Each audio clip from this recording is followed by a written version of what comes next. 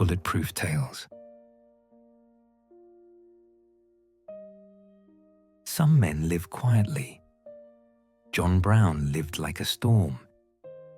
He was a farmer, a preacher, a father, and a man who believed slavery was such an abomination that only fire and blood could erase it from the earth. Across his life, Brown would shed more blood, risk more lives, and stand more defiantly than any other abolitionist of his age. To some, he was a terrorist. To others, a saint. To history, he became the spark that lit the fuse of civil war. John Brown was born in 1800 into a world already divided by slavery.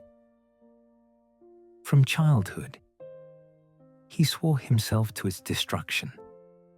He raised 20 children, worked as a farmer, a tanner, a failed businessman, but behind it all, he carried a divine obsession that God had chosen him to break the chains of the enslaved.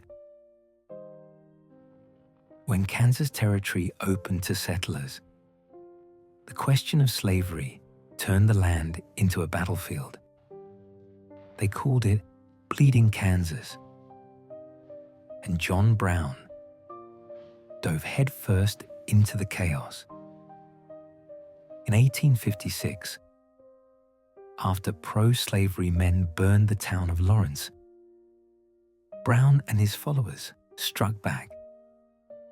In the darkness, they dragged 5 men from their homes and cut them down with broadswords. It was brutal, merciless, and to Brown, righteous justice.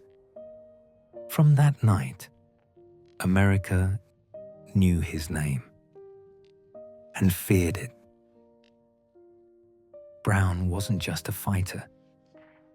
He was a planner, a prophet, a man who saw himself as the Moses of the enslaved. He spoke in whispers of building an army, of striking the heart of slavery itself. Every failure only sharpened his resolve. He told his followers, "I am quite certain that the crimes of this guilty land will never be purged away, but with blood." In 1859, Brown made his final move. With just 21 men, he raided the federal arsenal at Harpers Ferry, hoping to arm enslaved people and ignite a rebellion that would sweep across the South. But the plan collapsed. Local militias fought back. The US Marines stormed the stronghold, led by a man who would later become infamous himself, Robert E. Lee. 10 of Brown's men were killed, 2 of his sons among them. John Brown was captured, bloodied but unbroken. At his trial, John Brown spoke with the fire of a prophet. He declared that he had acted for the poor, the enslaved, the voiceless. He showed no regret, no fear. And when he was led to the gallows on December 2nd, 1859, he walked with the calm of a man who believed death was only the beginning.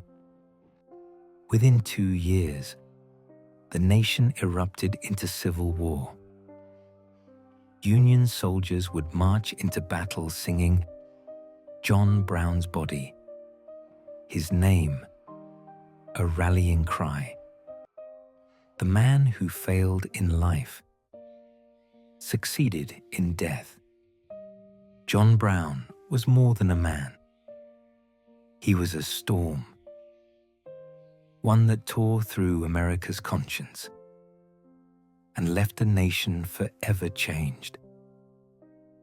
Terrorist to some, martyr to others, but his ideas proved bulletproof